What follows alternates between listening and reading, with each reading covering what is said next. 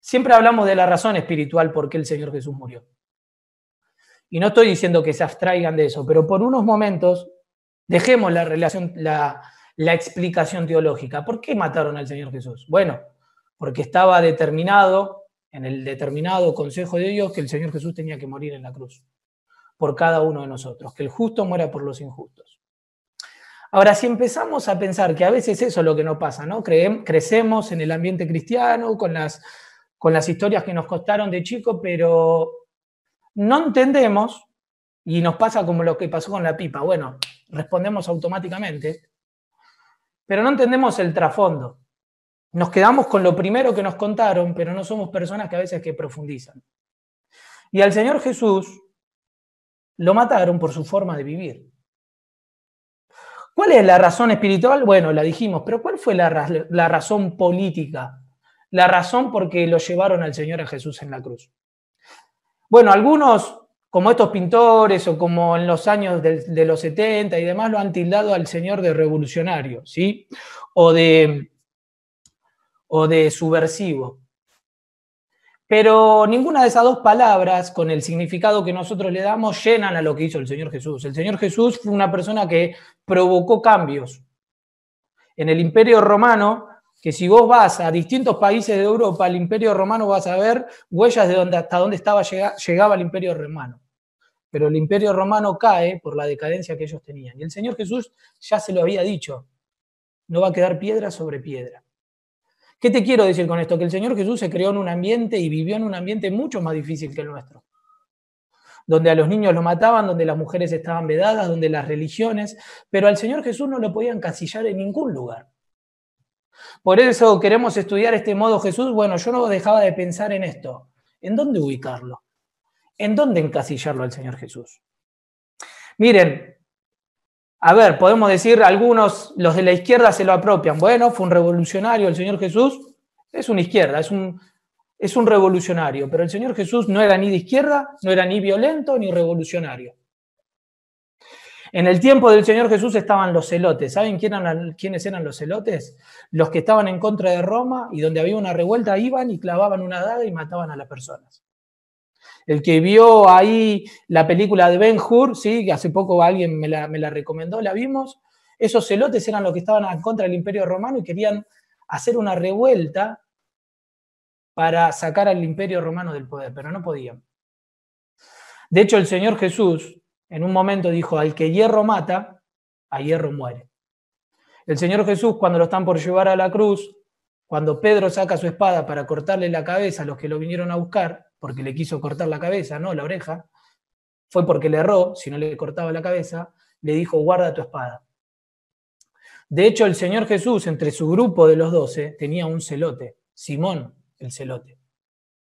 A uno de esos llamó y le dije, sígueme. Entonces al Señor Jesús no lo podemos ubicar en la izquierda, pero tampoco lo podemos ubicar en los colaboracionistas del poder, que eran los herodianos. ¿Saben quiénes eran los herodianos? Los que trabajaban para Herodes, ¿sí? Herodes no era romano, era un idumeo, y que se supo mover entre ellos y logró ese puesto. Ahora, en un momento llegan los fariseos y le dicen al Señor Jesús, Señor Jesús, andate porque Herodes te anda buscando para matarte. ¿Y saben lo que le dijo él? A los herodianos que trabajaban para el imperio, ¿sí? Un herodiano podría ser un Mateo, ¿sí? Que aparte de eso hacía colaboración, con el Imperio Romano. Pero ¿saben lo que le dijo el Señor Jesús? ¿Se acuerda alguno? Díganle a esa zorra, le dice a Herodes. Díganle a esa zorra. ¿Por qué? Porque Herodes era muy astuto y sabía cómo moverse. Por eso yo no voy a hablar de esto de la novela de Jesús, porque la verdad que no la vi, pero sí puedo mirar de muchos dibujos o de películas que vi del Señor Jesús, y a veces lo hacen con esa voz de yo soy el pan de vida, el que a mí viene. Y el Señor Jesús, yo lo que veo en la Biblia es que no hablaba ni vivía así. No lo podíamos ubicar ni en la izquierda ni en la derecha, pero tampoco en los liberales. En los liberales, que eran los saduceos.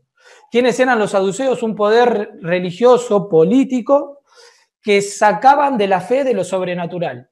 Y entonces empezaron a vivir una vida liberal, ¿sí? Y en un momento él tiene una discusión con ellos. El Señor Jesús en todo su ministerio se caracterizó por discutir con estas personas que lo venían a confrontar. ¿Y saben lo que le dice? Ustedes cerran porque no conocen las Escrituras. Fuerte lo que le decía. Por eso yo no me lo imagino al Señor Jesús hablando como a veces nos hablan en la película. Le dice, ustedes cerran porque no conocen las Escrituras. A los saduceos, a los que enseñaban la palabra de Dios, les dice eso. Entonces no lo podemos buscar, no lo podemos ubicar ni en la izquierda, ni en los que colaboraban con el Imperio Romano, ni con los liberales, ni tampoco con los cerrados. Bueno, no era liberal, entonces era un cerrado. ¿Quiénes eran los cerrados del momento? Los fariseos. ¿Qué? Que estaban pegados a la palabra de Dios, a la letra. A la letra. Y el Señor Jesús en un momento le tuvo que decir a sus discípulos, escuchen y aprendan todo lo que ellos enseñan, porque, ojo, lo que ellos enseñaban no estaba mal, ¿eh? Pero, ojo, no se metan con la tradición que ellos enseñan, porque ellos habían agregado un montón de pretextos para cumplir los 10 mandamientos. Más de 3.500 pretextos para cumplir los 10 mandamientos. Entonces le tiene que decir en un momento, fariseos hipócritas, le dice sepulcros blanqueados. Ustedes por fuera parecen que son buenos, pero por dentro están muertos. Hay olor a podrido. Ese es el Señor Jesús, ¿eh? Que no lo podemos ubicar ni con la izquierda, ni con la derecha, ni con los liberales, ni con los celotes. De hecho, él tenía un celote, que era Simón. Y tenía a Mateo, que era ¿qué? Un colaborador del Imperio Romano y que lo llamó y le dijo, sígueme. Por eso ya nos vamos encaminando a donde quiero llegar a la idea central, que es lo que a mí me confronta. Y esto es lo que generaba cambios en el Imperio Romano. ¿Qué? Que podía sentarse en la mesa del Señor Jesús, caminar por las ciudades donde el Señor Jesús caminaba, un celote y Mateo, y estar los dos en consonancia. Por eso él generaba en una comunidad que traía valores diferentes, que estaba formada por personas emergentes, pobres. Cuando el Señor Jesús resucita ahí en el aposento alto, dice que había 120 galileos. Los galileos eran personas que no tenían estudios, que eran lo despreciado de la sociedad. Y él con personas emergentes les trata de cambiar los valores a esta sociedad. Y esto generaba un choque. Por eso el Señor Jesús, cuando hace la entrada triunfal a Jerusalén en la última semana, antes de morir a la cruz, la gente y el poder político dijeron, hay que hacer algo porque el mundo se va tras él. El mundo se va tras él. Ahora, ¿podemos decir que el Señor Jesús era un rebelde? No. El rebelde busca el impacto ahí del momento.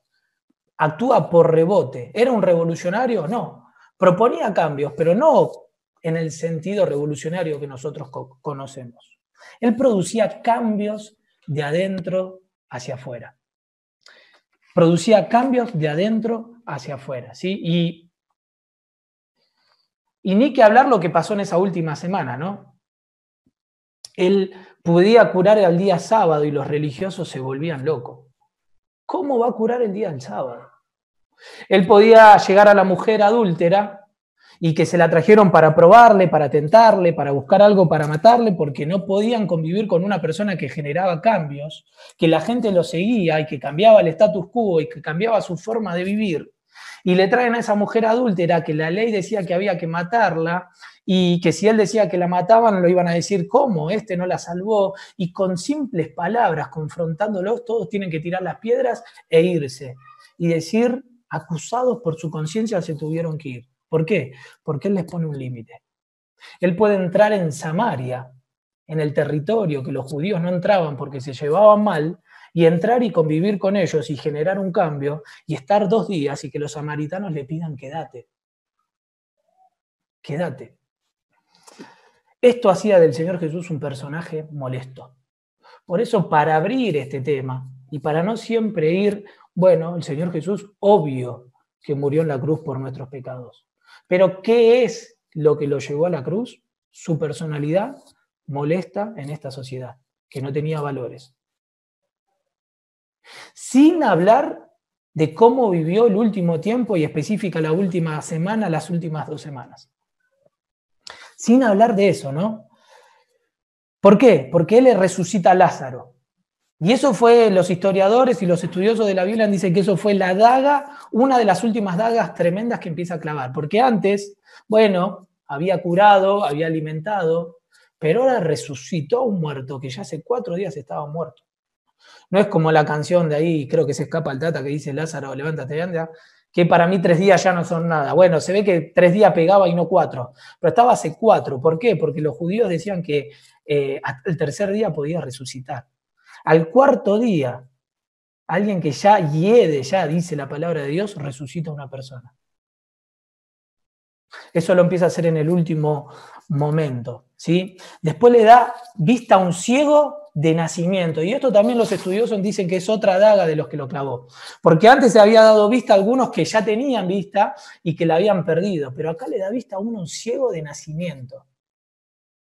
Pero lo último que hace colapsar todo es cuando él entra a la entrada triunfal, ¿sí? Y vuelca todo en el templo de los cambistas. Vuelca todo en el templo de los cambistas. Ahora dice la palabra de Dios que ahí estaban celebrando la Pascua. ¿Sabés cuántas personas iban a Jerusalén? Porque no se podía celebrar la Pascua en otro lado. Se celebraba en Jerusalén, porque era en el templo. Venían de todos lados. Esas caravanas venían de todos lados. Por eso las ciudades aledañas hacían el negocio en las Pascuas. ¿Por qué? Porque alquilaban sus casas, ¿sí? De hecho, la última cena no la pasaron ahí en Jerusalén, sino ahí en la casa de un amigo, se dice.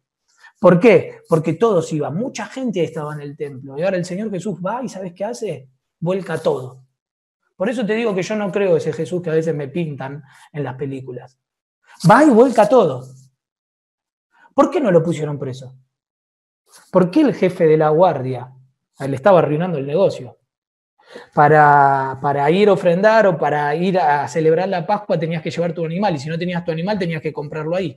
Para comprarlo ahí tenías que tener la moneda del templo y te la vendían 4 veces más. Ese era el imperio donde estaba, la corrupción afloraba. Donde el poder religioso que estaba unido al poder político estaban en conjunto, y el Señor Jesús tiene que tirarle todo a los cambistas y que nadie haga nada. ¿Saben por qué? Porque tenían miedo que el pueblo se les rebelara. ¿Por qué? Porque él decía la verdad. ¿Y por qué? Porque él tenía toda autoridad. Por eso el Señor Jesús sale ileso de eso.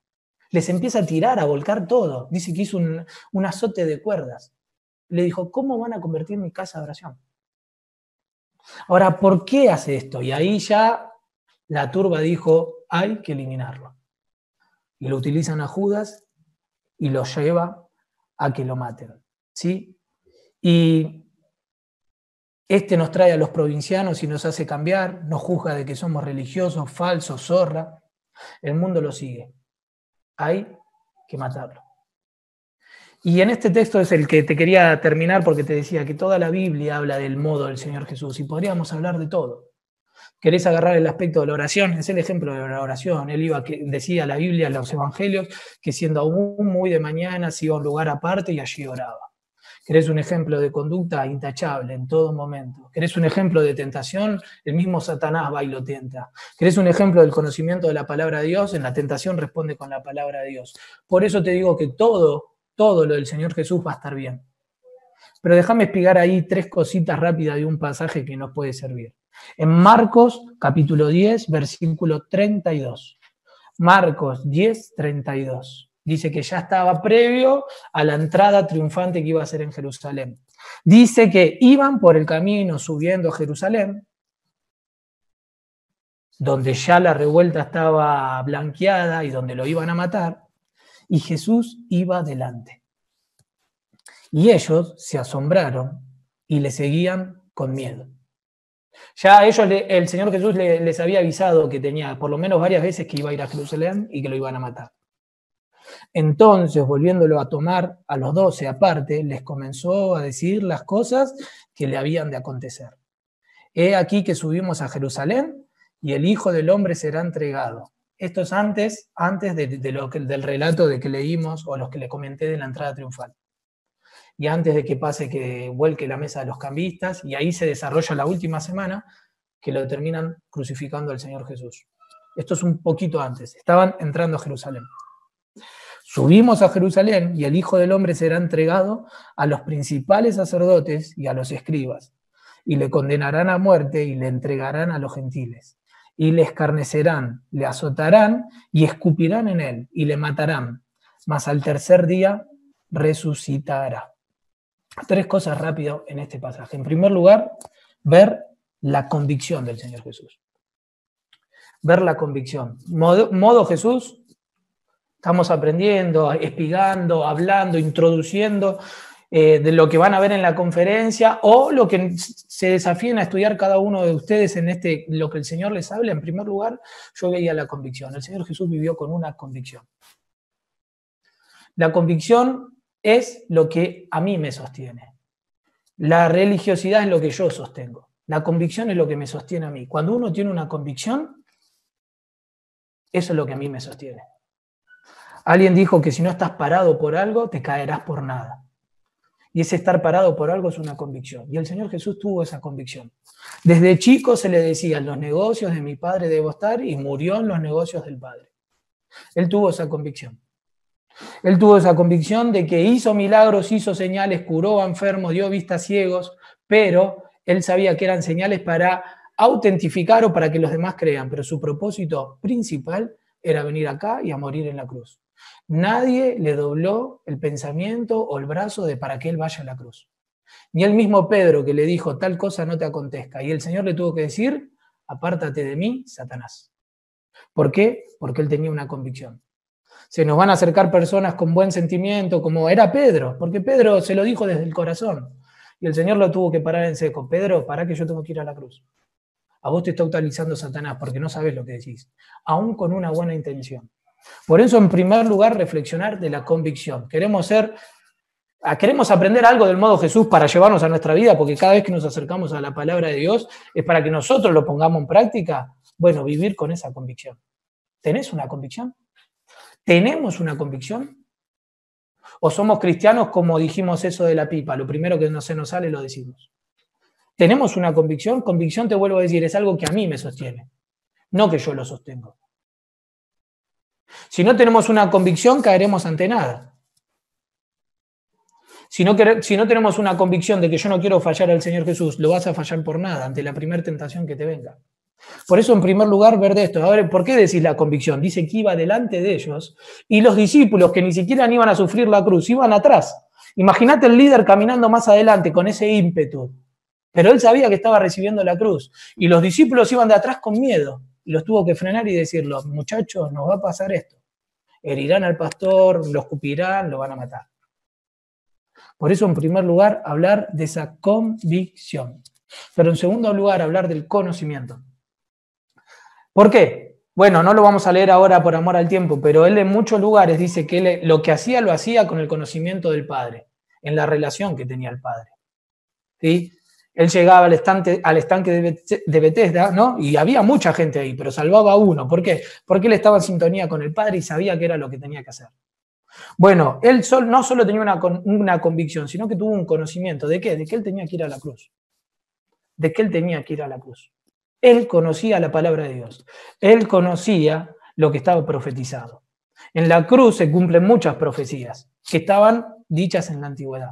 Él en el primer sermón que da ahí en Lucas 4 dice, las escrituras se han cumplido. ¿Qué? Yo he venido a dar libertad a los ciegos, a los cautivos. ¿Por qué? Porque él conocía la palabra de Dios. Chicos, qué triste que nos pasa como lo que nos pasó con la pipa, ¿no?